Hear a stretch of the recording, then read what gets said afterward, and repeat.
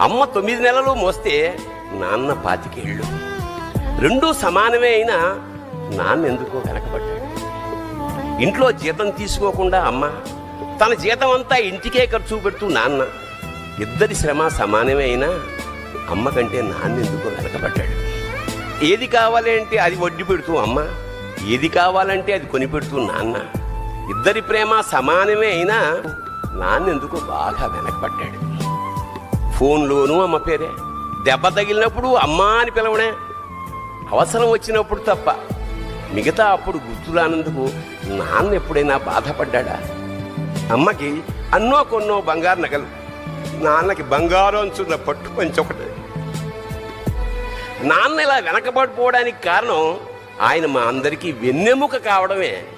వెన్నెముక వెనక ఉండబట్టే కదా దన్నుగా నిలబడగలుగుతున్నాం. ఇదేనేమో నాన్న వెనకబడిపోవడానికి కారణం.